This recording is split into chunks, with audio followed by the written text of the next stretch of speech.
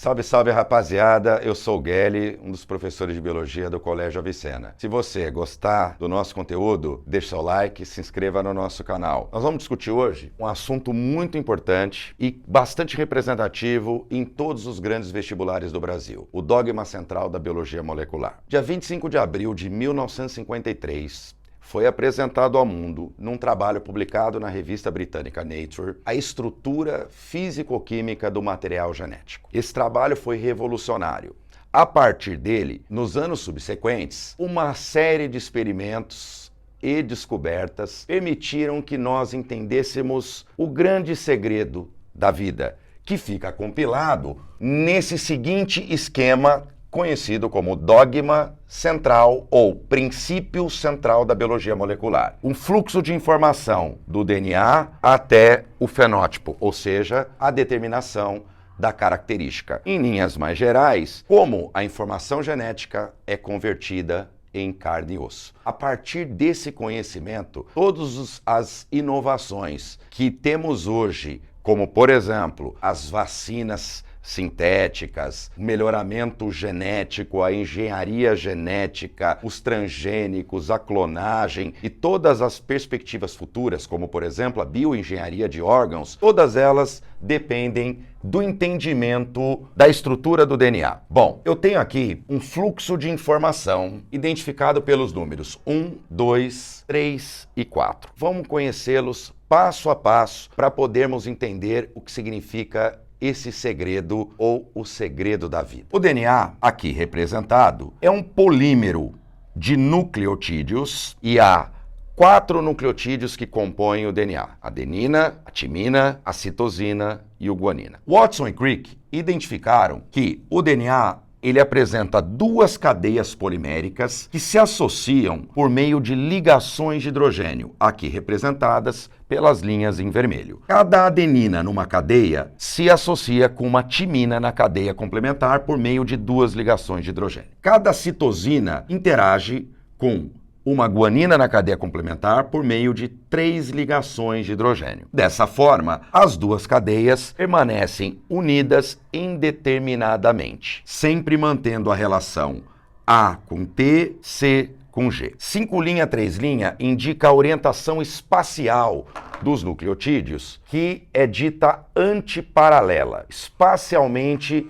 eles apresentam uma inversão, como se fosse uma estrada de mão dupla. Isso identificado, portanto, pela cadeia 5, a cadeia 3 antiparalela ou cadeia complementar. Bom, o DNA, portanto, ele apresenta uma sequência de nucleotídeos. O primeiro processo identificado pelo número 1 indica que o DNA pode ser copiado. E esta informação é fundamental, porque a partir do momento que o DNA pode ser copiado, replicado, ele pode ser transferido para a próxima geração. Ou seja, esse processo, indicado pela letra 1, cópia ou replicação do DNA, viabilizou a reprodução, ou seja, a propagação das características para a próxima geração e assim sucessivamente. Um processo que se inicia há 3,8 bilhões de anos atrás e foi responsável, junto com as mutações aleatórias, pela ampla biodiversidade que encontramos no planeta. Hoje, coexistindo conosco 1,66 milhões de espécies diferentes. Muito bem, o processo identificado pela letra 1, ele foi identificado em 1957 pelo Matheson e Stahl, e é conhecido como replicação semi-conservativa. Ou seja, cada uma das 2 cadeias será usada como gabarito para a reconstrução de 2 novas moléculas geneticamente idênticas. Como cada uma das 2 cadeias é usada como gabarito, as 2 moléculas filhas produzidas retêm 50% da molécula original. Por isso que a replicação é dita semi-conservativa. Guarda esse termo, porque o vestibular explora bastante esse processo.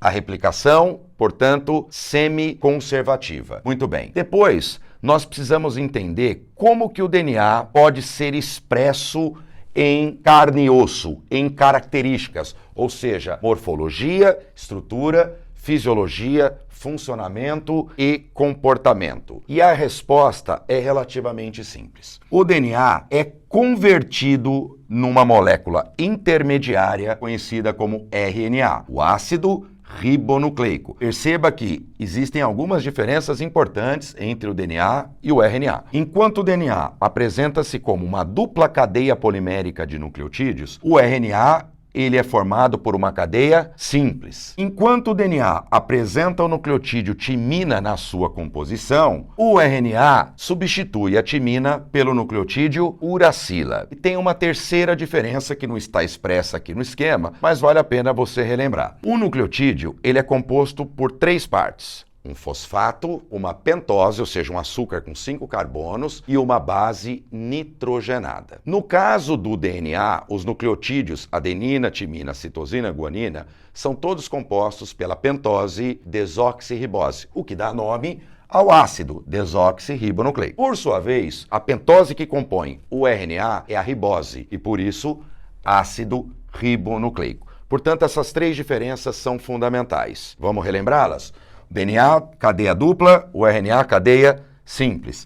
DNA tem timina, RNA tem uracila. Os nucleotídeos do DNA são formados pela pentose desoxirribose, enquanto os nucleotídeos do RNA são formados pela pentose ribose. Muito bem. Existe uma enzima que faz a conversão da cadeia ativa ou fita molde, que no caso é a 3' 5', que será convertida no RNA no sentido antiparalelo, 5', 3'. A enzima responsável por esse processo é a RNA polimerase. É importante reconhecermos o local onde esse processo ocorre na célula. O processo 2, que é conhecido como transcrição, ele ocorre no núcleo da célula. Esse RNA, ele apresenta uma sequência de nucleotídeos que estarão relacionadas com uma sequência de aminoácidos numa cadeia polipeptídica, que quando assume uma função biológica chamamos de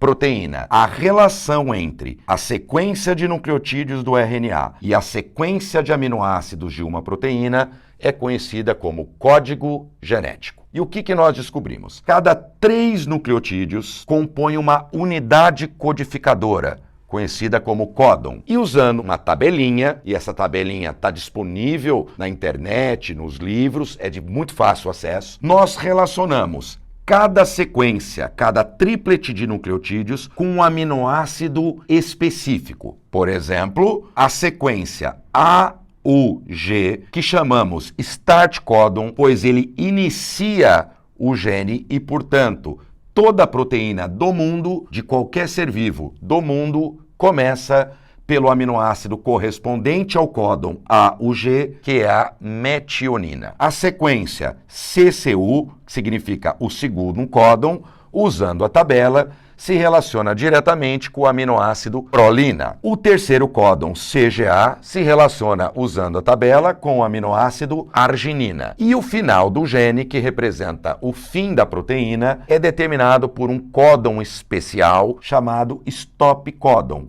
que perceba, ele não determina posicionamento de aminoácido na proteína, ele apenas indica o final da proteína. O processo identificado pela letra 3, no qual o RNA é convertido numa sequência de aminoácidos, é denominado tradução. E é muito importante localizar, o processo de tradução, ele depende de organelas conhecidas como ribossomos. Os ribossomos encontram-se ou dispersos no citoplasma ou aderidos à membrana do retículo endoplasmático granuloso, também conhecido como retículo endoplasmático rugoso. Portanto, o processo de tradução ocorre no citoplasma. Enquanto a tradução é nuclear, a tradução citoplasmática. O processo 4 é o processo de determinação do fenótipo a partir das proteínas.